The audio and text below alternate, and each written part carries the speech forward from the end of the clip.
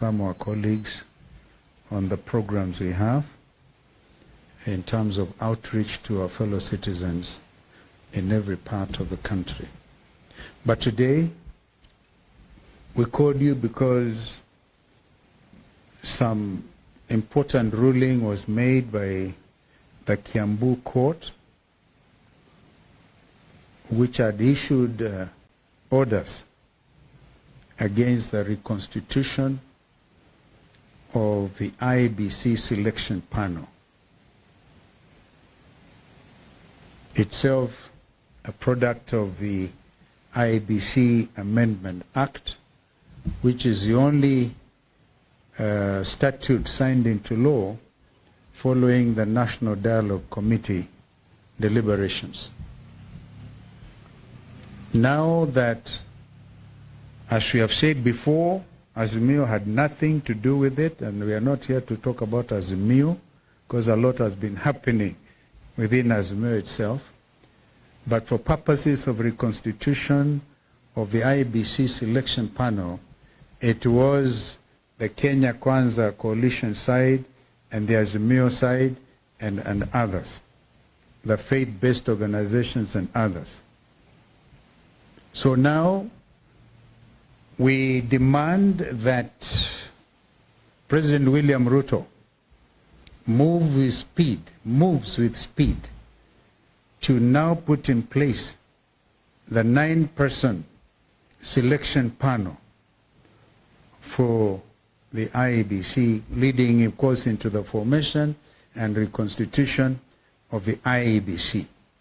There can be no other pretense. Others, as I said, were blaming us, and this was not an application in Kiambu. This was a state-sponsored application, and we are happy they have ordered, or whatever it is, a judge in Kiambu. We don't want to criticize that ruling. But now, the other matter in the Court of Appeal by Mr.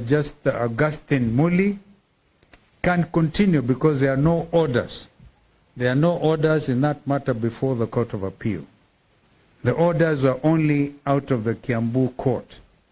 Therefore, this is a second opportunity, and I spoke about this last time when my good friend Weta, he still remains my very good friend, by the way, in spite of the talks I've had out there in the West.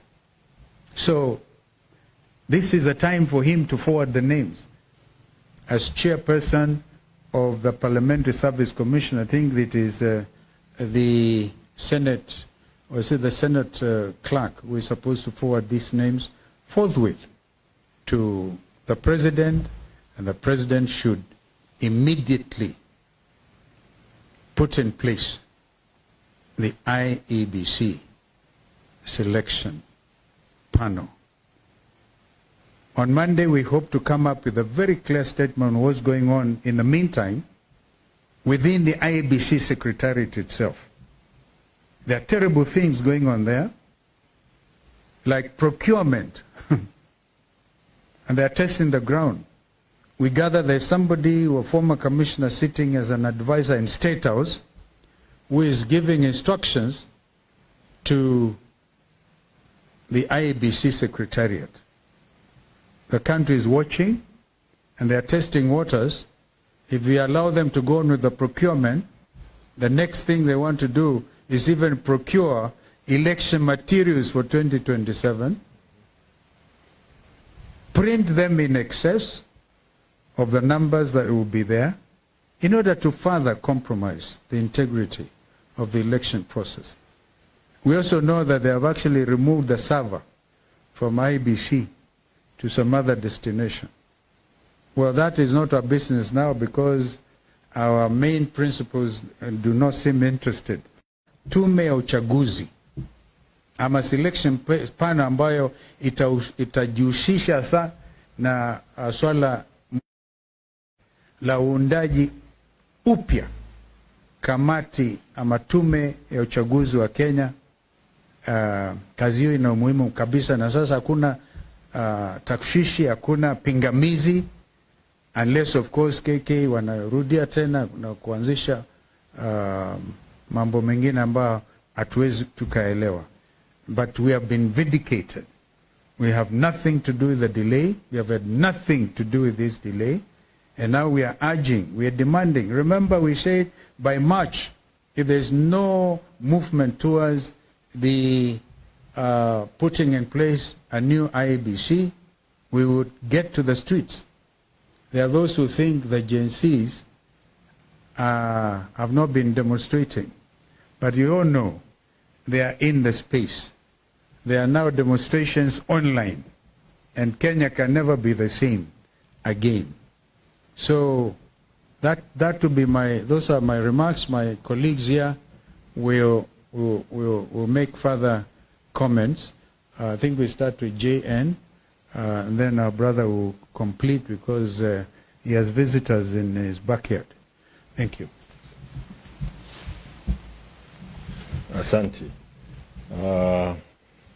Ni kuongezea tu kusema ya kwamba ni vyema William Ruto hakikisha kwamba IEBC commissioners are in place kwa haraka ili yaweze kunyoroshwa na opposition ambayo inaongozwa na Stephen Kalonzo Musyoka. Hii haitakuwa mambo ya yai ili anachorwa na hii ni kupagusa kabisa.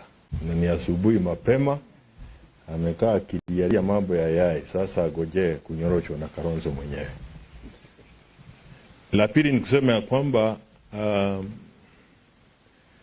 the first task William had was to dismantle IEBC. We now have gone for more than 2 years without an IEBC. He seems set now to embark on this dismantling the judiciary. The removal of the security team or the security officers from the CJ's office, because we are dealing with the office, is an indication of a person who is still bent on capturing all these institutions. If he is unhappy with judgments coming from the judiciary, he should learn to live with them, like many have done in the past. But removing security from the Chief Justice is an attempt again to capture the institution like he has captured Parliament, he has captured IEBC, and he may want to, and he certainly wants to capture the judiciary. Na sisi tunataka kusimama na mambo ya mahakama na tuseme ya kwamba majaji wa mahakama waruhusiwa wafanye kazi yao bila maneno ya kuwasubua hata kama hufurahii yale ambao wanatoa kama uamuzi. We demand the reinstatement of the security to the CJ and any other judicial officer whose security has been withdrawn. It is the only thing he can do. Ama pia achorwe.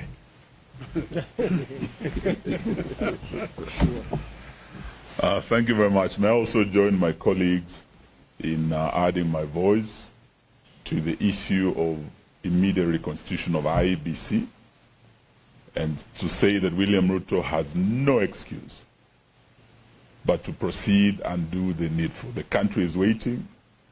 We have started the third year of this administration, and we must start making the necessary preparations for the next elections.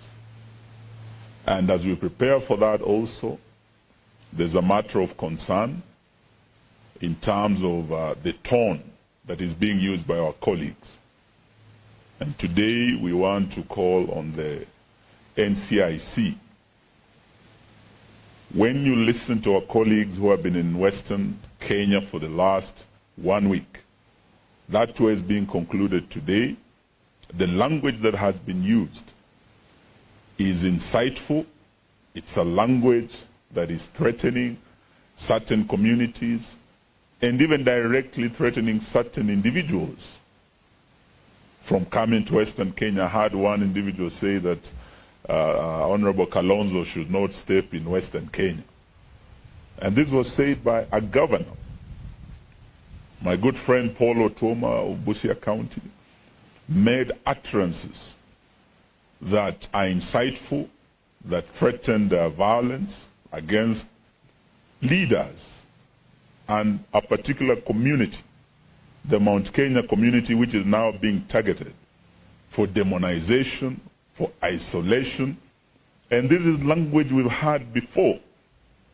We remember the 2007 general election and the 2008 post-election violence, when language of 41 against 1 was used. The language of madoa-doa, targeting certain communities.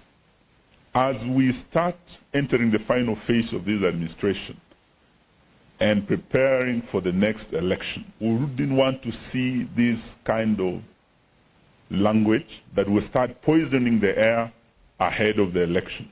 This is a language that can bring actually pre-election violence, and we have seen it in this country. We've seen election violence in this country, and we've seen post-election violence. And it comes out of language such as this. So we are, even as we challenge Mheshimiwa Ruto to proceed with speed on the reconstitution of IEBC, we also challenge NCIC. We've heard that they are threatening certain individuals. The law is and charged. Would like to see Honorable Tuoma, who made similar statements, also charged, and others who have made similar statements. So that's what I want to say today. But as to my colleagues, I want to tell them you are all welcome to Western Kenya. In December, I hosted my colleagues. We had a very good time in Kakamega with Honorable Kalonzo Musyoka. We actually started the year together in Kakamega, in Trans Nzoia, and the people of Western Kenya are people of Mlembe. They are people of peace. They love visitors. And they were able to welcome Honorable Kalonzo very, very well. We also hosted Honorable Gachagua in Kakamega, and the people of Kakamega were very happy to have him. So Honorable Tuoma, we are coming to Busia County. I'll soon be hosting my brothers there. We will also be going to Bungoma and other parts of Western where we didn't visit. So Western Kenya is Kenya, ladies and gentlemen, and we are all free to visit any part of this country. And as the opposition, wauze sera zao as the broad-based government, and as we're also broadening our opposition, we should be free to go to every corner of Kenya, twende tuuze sera zetu, and may the people of Kenya decide. Asanteni sana. Are there any questions? We could. Yes, sir. Yes, Ibrahim.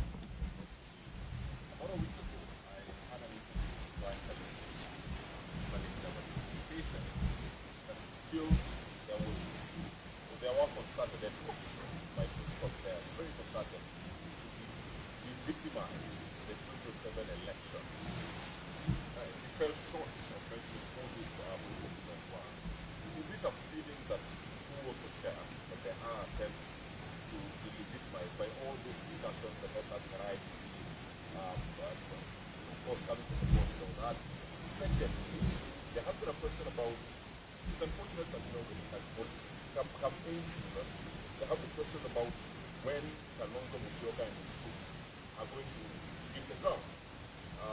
The team that you clearly be facing using government budget is already hitting the ground. Well, first of all, on the legitimizing the 2027 elections or sooner, would you not agree with me that it is them who are delegitimizing it by threatening violence, by refusing to constitute the IEBC, by continuing with abductions? Can you imagine a young Kenyan mother, not so young, this lady was abducted, Joki, for a misdemeanor. You don't, if it's a misdemeanor, you don't abduct. Look at the way that lady was arrested. You see these people in the process of really working up people's emotions, therefore delegitimizing the next contest. So, and if you look at a situation like this IEBC, already we're in a crisis because the boundaries review has not been done. And yet, under NADCO, we made specific recommendations that, for example, the period be extended as in JN to 14 or 15 years. within which to carry out boundaries review. But already the country is in breach of a fundamental constitutional obligation. With regard to us, and I agree with you, these guys obviously are campaigning. But as they campaign, I advise them, if indeed they will take my advice, not to show open anger. Yani hasira ya ajabu. Umeiona hasira. Kumbukeni hasira ni hasara. Na kiburi kujipiga kifua. Kwa sababu tumesema tu kwamba if a company is in receivership, under receivership, like Mumia Sugar, how does a company under receivership issue bonuses? And therefore Salasia was spot on asking them, where are you getting this money from? First of all, it's very little. And I think Peter Salasia is still waiting to see which of the Mumia Sugar outgrowers have gotten some money in their M-Pesa. Na hiyo inaleta, inazua hasira. Hai, hasira ya ajabu. Kwa hivyo wajiandae, tunakuja na tuna mipangilio yetu. Actually what we want to do is to come up with rallies which are going to be based on issuance of IDs to the Kenyan youth, the agencies and others, and combine that with the registration of voters. We will not be renting crowds. Have we not seen 1,000 watu watano chukueni, 1,000 ingine? Did we not see a whole senator dishing out money? Renting a crowd for a head of state? No. We will be coming to the people. But we also telling our Kenyans, chukueni hizo pesa kama kawaida. Kwanza wasema 1,000 kwa watu watano haitoshi.